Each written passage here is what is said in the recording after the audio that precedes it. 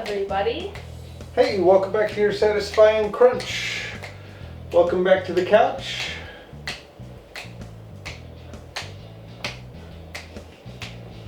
What are you doing? Entertainment. Who are you entertaining?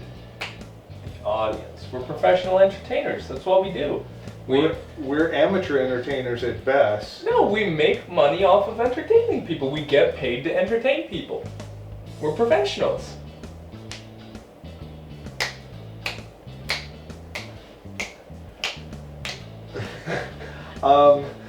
Then apparently don't try this at home. We're paid professionals. Yep. And we're reacting to World of Remnant today. Faunus. Yeah. Faunus, Fauni. RWBY. Alright, so we watched Family last week, and we found out a bunch of stuff. The thing that I thought I had hoped we were going to see in that, but did not see, is I wanted to see Blake's family. I was kind of thinking that we would see Blake's family in that, but we did not. So what did you expect anything from that? I haven't seen it. Yes, you did. You watched it with us. You watched the video. You watched the episode with us. Hold on a minute. Give us a second. You gotta give me the script before you spring these things on me. I have no idea what's going on right now. Last week, we watched a RWBY episode, Volume 4, Chapter 4, called Family. Oh, right! That last week. Yes. Family. With the boat. Right, no. With the arm? With the arm joke. I had a boat in it, I'm sure. No. No, there was no boat. There was a ship. No, there was no ship. Bumblebee. No, because we didn't even get to see Blake. But Blake was in Yang's heart, and that's what matters.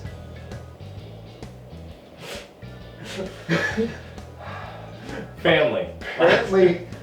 Apparently I'm the only one I'm not the only one drinking tea. So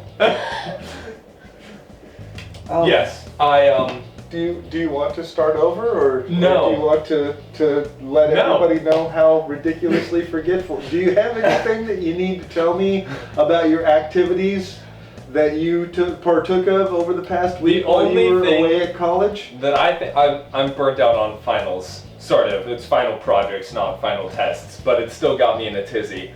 Because that's things. Because you wrote an entire 13-page essay in one day. I wrote 24 pages in the course of 4 days, actually. But again, don't try this at home. Don't try this at home. I am a professional.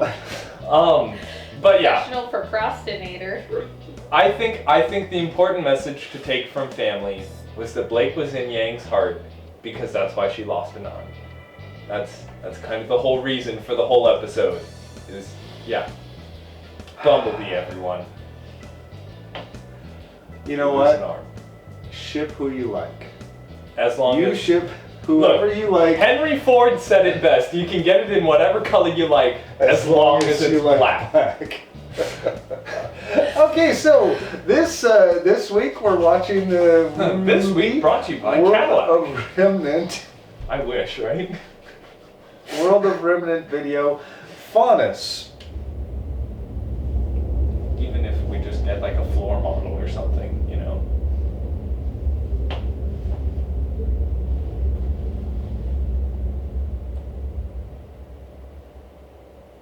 You know, most of us spend a lot of time talking about mankind versus Grimm, but technically there is a third party in the mix, the Faunus. Interesting. In case you're not in the know, the Faunus are a species on Remnant that appear to be human in just about every way. Every way but one. Each Faunus has a single animalistic trait, some more apparent than others. Ram horns, tiger claws, cat ears. I swear, on my husband's license, I once saw a guy regrow his severed lizard tail. I swear, No amount of drinking can make you forget that pretty picture. As far as everyone's aware, Faunus has been around as long as mankind, if not a little longer. History gets a little fuzzy past a certain point, but we do know that their kind and ours are completely compatible from a biological standpoint. At least I Two know. wolf Faunus, you get a little wolf cub kiddo. A wolf Faunus and a human also typically means your little bundle of joy's teething phase could get a little dicey. But if you take a wolf Faunus and a bull Faunus, for example, it's a complete roll of the dice. For all you know, you could be cleaning up your son's shedded snake skin. Okay. Scientists are still scratching their heads when it comes to, well, a lot about Faunus. But science isn't the real problem. It's how we all get along. Or in this case, how we don't. Early man was scared to death of the Faunus. And honestly, it's not too hard to sympathize with that. Seeing something that looks like you and acts like you walk out of the forest and reveal a pair of fangs can be a little upsetting. Like most things man doesn't understand, all sorts of rumors and stories surround the Faunus. People avoided them like the plague, pushing them out of settlements and sometimes even hunting them down. Man began to outnumber the Faunus, and the Faunus began to consider man nothing more than a hostile species. Can't really blame them. These clashes between species were unavoidable, as land that was safe from the Grim was in constant short supply. But it was the Grim that finally brought humans and Faunus together for the first time. A village in Faunus fell under attack, and the only reason anyone survived was because the humans and Faunus united against their common enemy. It was a step in the right direction, but it didn't fix everything. Once humanity learned to work so different from the Faunus, they still used those differences as an excuse to exploit and alienate them. The treatment of the Faunus differed around the world, and things wouldn't improve much for them until the Great War.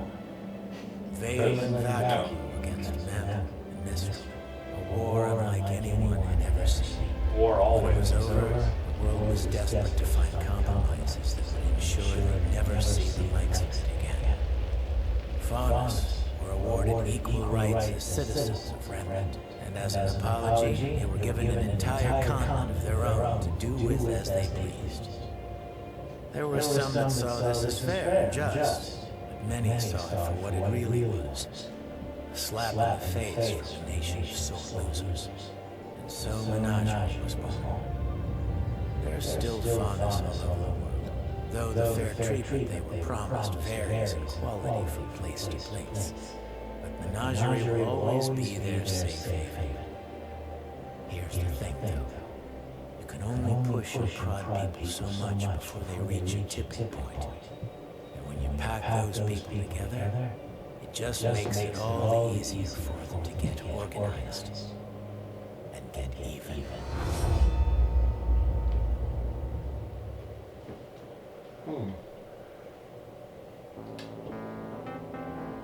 All right.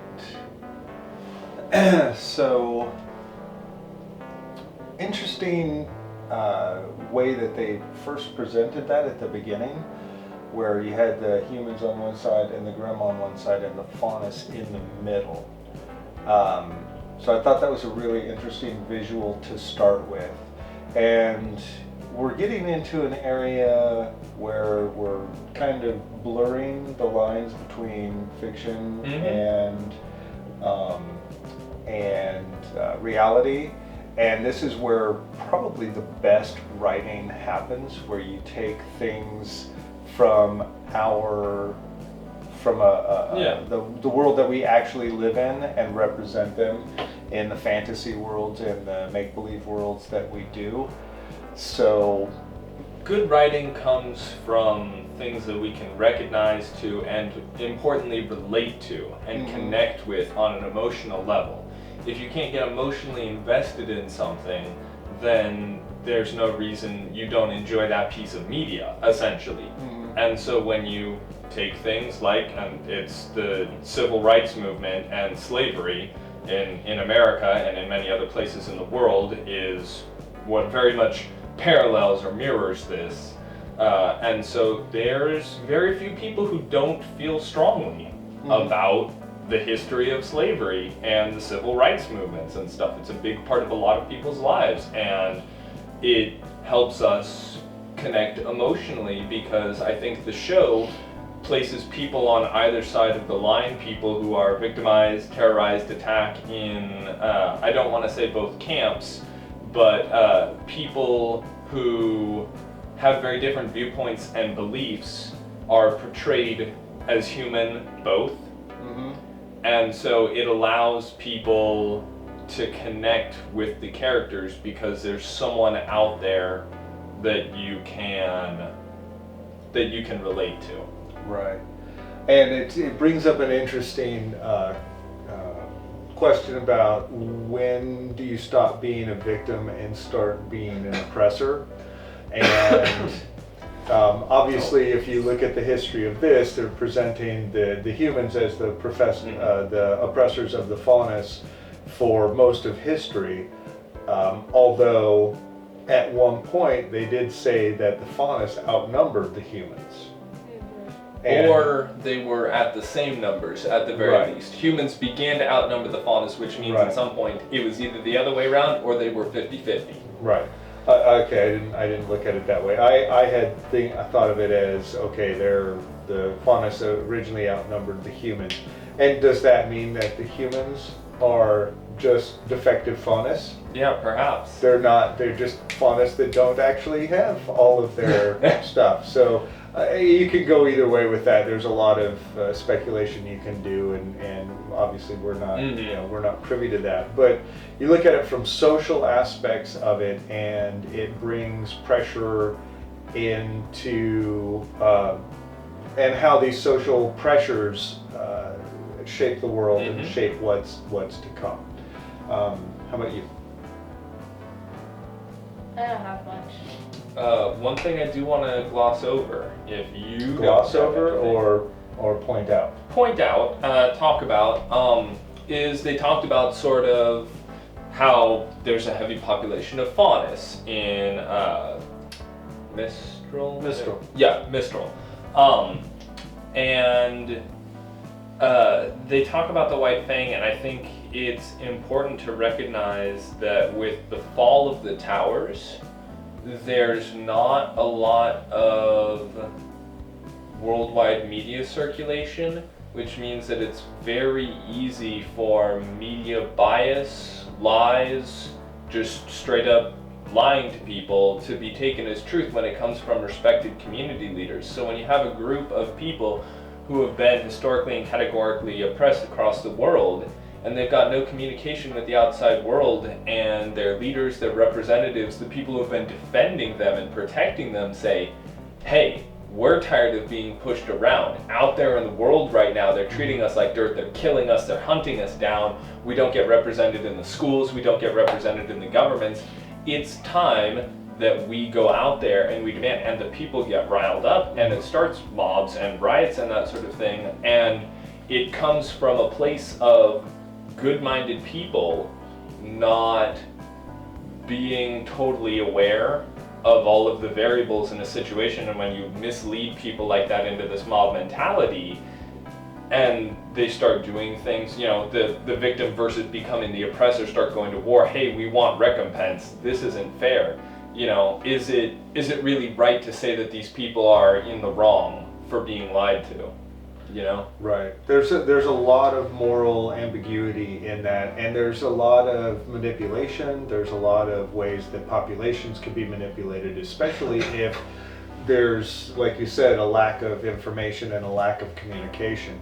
And if I could just take this into the real world for just a moment, it's up to each person to seek out information, to seek out the new information, the truth behind all of the different things. We no longer have in our daily lives, we no longer have an unbiased platform where just facts are prevented and you're allowed to draw your own Presented. conclusion. What did I say? Prevented. I'm sorry, yes, where just the facts are presented and Currently, you're the allowed facts to. are prevented.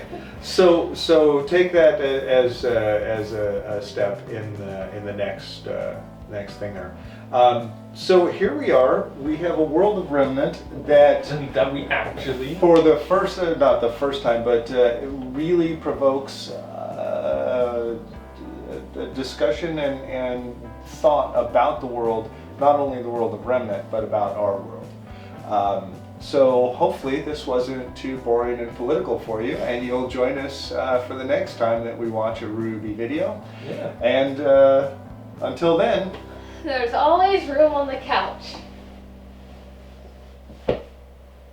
Hey, thanks so much for watching our video. To support us, please subscribe right here. Give us that sweet, sweet ad revenue. Come down over here to support the creators. Go over here to watch the rest of our videos on that series. And finally, look at our other trailers and stuff that we do down here. We're cool.